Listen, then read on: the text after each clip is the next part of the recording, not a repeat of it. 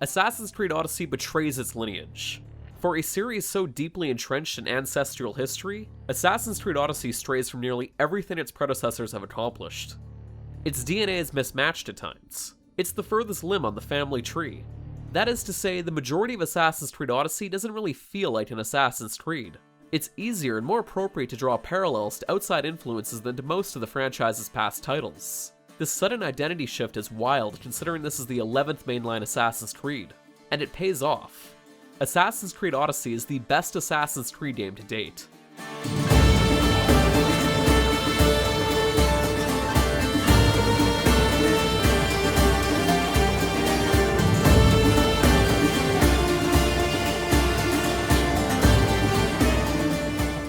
For a series about the rich, long-running blood feud between assassins and Templars, neither are present in Odyssey.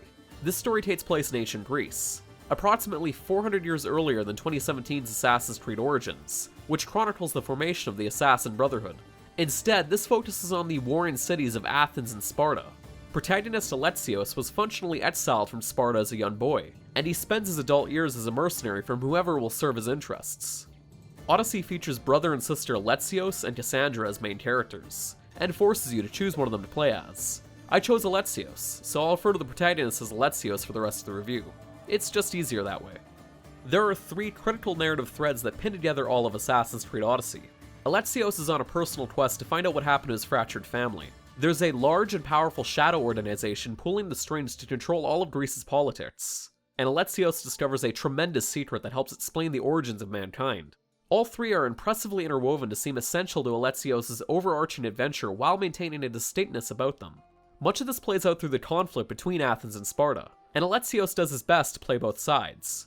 It's probably Assassin's Creed Odyssey's greatest stumble.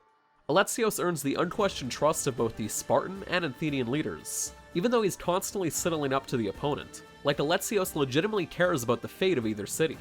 One second he's trying to burn Athens to the ground, the next he acts like its preservation is his utmost priority. It's a serious disconnect, especially when each attempt to help one city comes to the direct detriment of the other. Its impact is somewhat diminished though, because of a substantial new system, branching dialogue options. Ezios has a multitude of ways in which to steer almost every conversation. It's something that's more at home in a BioWare RPG than an Assassin's Creed game. If this is the new direction for Assassin's Creed dialogue, its maiden voyage went fantastically. Although it never quite feels as though Ezios' character changes based on your decisions, the outcome certainly does. Certain options open up new quests, alter how others treat Ezios, and affect the ending. Here's a very vague example. A late-game quest had 2 of my beloved allies squabbling over whether I should spare or murder an influential target. I took mercy on him. He coughed up some valuable information about my next target, which made that assassination go much more smoothly. Combat also has a positive new iteration. This is the same fighting system that debuted in Origins, a From Software light structure that relies on light and heavy attacks, with an emphasis on well-timed dodges. Odyssey expands on that by introducing abilities. These are special moves, like a Spartan kick or a shield bash, that can be used intermittently. Adrenaline is built up through normal combat, and then using an ability drains a section of the adrenaline bar. This is best exhibited in Odyssey's large-scale battles that put hundreds of soldiers on a single battlefield. Pushing through all those warring enemies is enthralling, as you try to thin out their numbers as quickly as possible.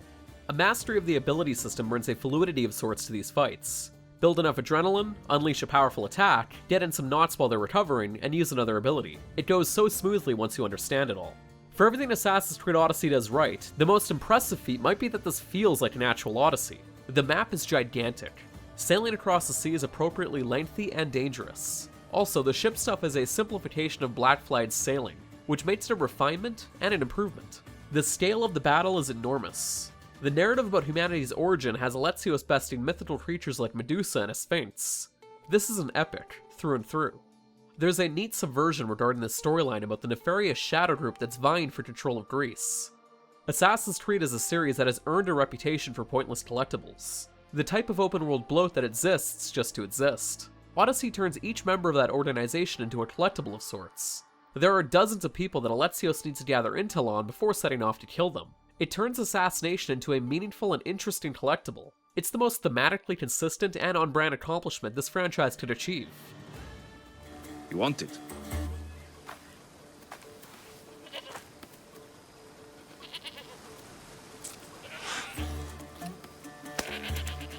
Go get it. Alexios is one of the most memorable protagonists in all of Assassin's Creed. Even if I never once thought of him as an assassin, in a lesser game he'd probably be forgettable, but Assassin's Creed Odyssey is superb in nearly every aspect. It's the most impressive Assassin's Creed, even though sometimes it feels like an Assassin's Creed in name only. It's as broad as Atlas' shoulders and as strong as Hercules. This time, Ubisoft hit a real homer. But for more puns, written reviews, news, original features, and more, be sure to head on over to Destructoid.com.